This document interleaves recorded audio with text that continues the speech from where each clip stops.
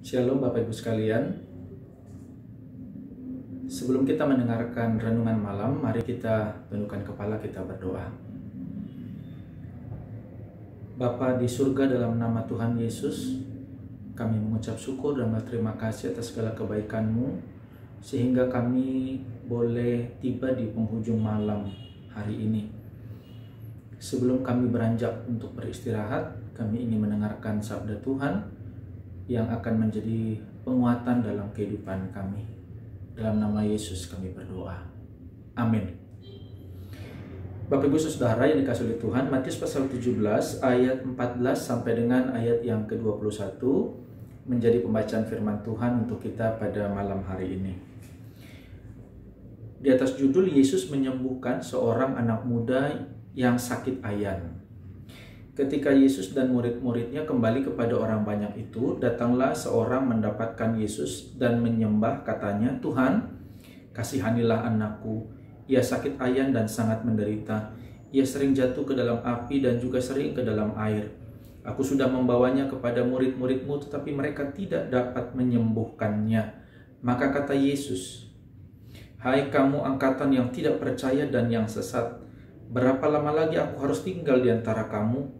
Berapa lama lagi aku harus sabar terhadap kamu? Bawalah anak itu kemari." Dengan keras Yesus menegur dia, lalu keluarlah setan itu daripadanya, dan anak itu pun sembuh seketika itu juga.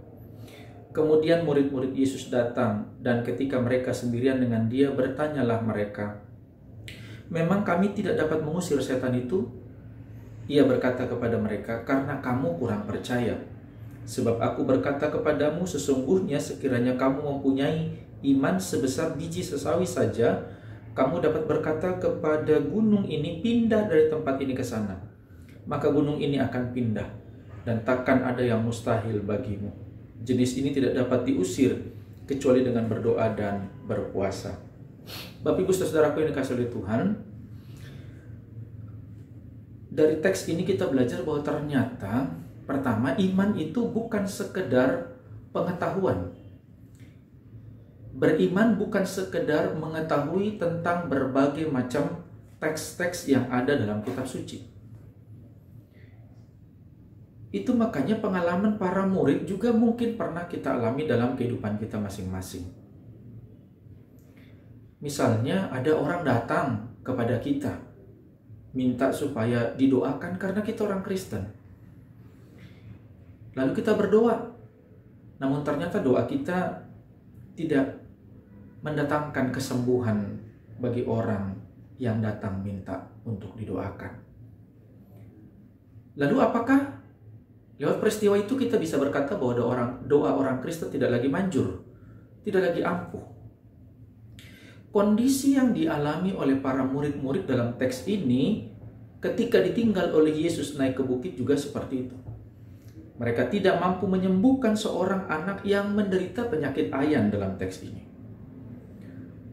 Itu makanya Yesus menegur mereka dengan keras. Teguran Yesus kepada para murid-muridnya menunjukkan kekecewaan Yesus kepada mereka. Kenapa Yesus kecewa terhadap para murid?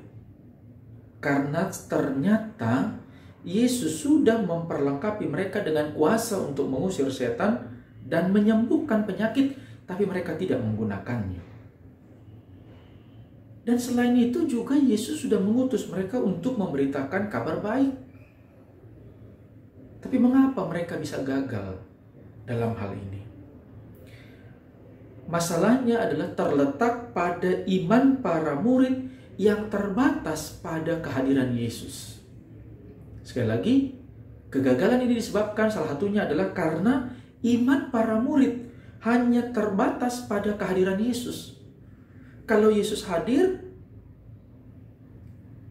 kehidupan beriman mereka, pelayanan mereka bisa lakukan dengan maksimal. Tapi ketika Yesus tidak ada, seolah-olah mereka kurang percaya diri kalau Yesus tidak ada bersama-sama dengan mereka. Padahal mereka sudah lama mengikuti Yesus. Tapi dari sini kita belajar, para murid belum memiliki iman yang bersandar sepenuhnya kepada Allah. Dalam teks ini digambarkan iman itu sebesar biji sesawi yang bisa memerintahkan kepada gunung untuk berpindah.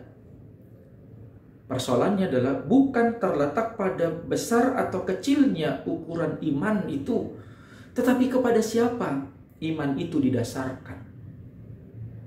Bapak Ibu Saudaraku yang dikasihi oleh Tuhan, karena itulah dalam teks ini kita belajar bahwa yang diperlukan, yang diharapkan dari kita adalah iman yang benar kepada Allah Bapa.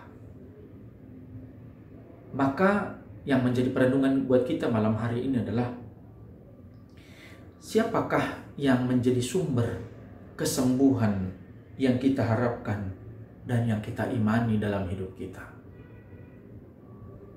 Manusiakah yang dipakai menjadi alat oleh Allah? Ataukah justru Allah sendiri yang menjadi sumber dari segala sesuatu dalam kehidupan kita masing-masing? Tuhan Yesus memberkati firman-Nya. Amin. Mari kita berdoa. Bapa, terima kasih untuk firman-Mu, renungan malam hari ini yang boleh kami dengarkan bersama. Kami boleh belajar betapa kami perlu mendasarkan iman kepercayaan kami hanya kepada Allah. Bukan kepada kekuatan, bukan kepada kemampuan kami, bukan hanya terbatas pada kehadiran secara fisik, tetapi iman kami sungguh-sungguh berakar, bersumber, bersandar hanya kepada Allah. Biarlah ini juga yang menjadi kekuatan bagi kami dalam menjalani hidup di tengah-tengah penderitaan, di tengah-tengah sakit penyakit yang tak kunjung sembuh dalam hidup kami. Kami mendasarkan iman kami kepada Allah. Kami percaya Allah sanggup melakukan berbagai macam perkara mujizat dalam hidup kami. Materaikanlah firman-Mu ya Allah dalam hidup kami, supaya kami boleh memperlakukannya dalam kehidupan kami masing-masing.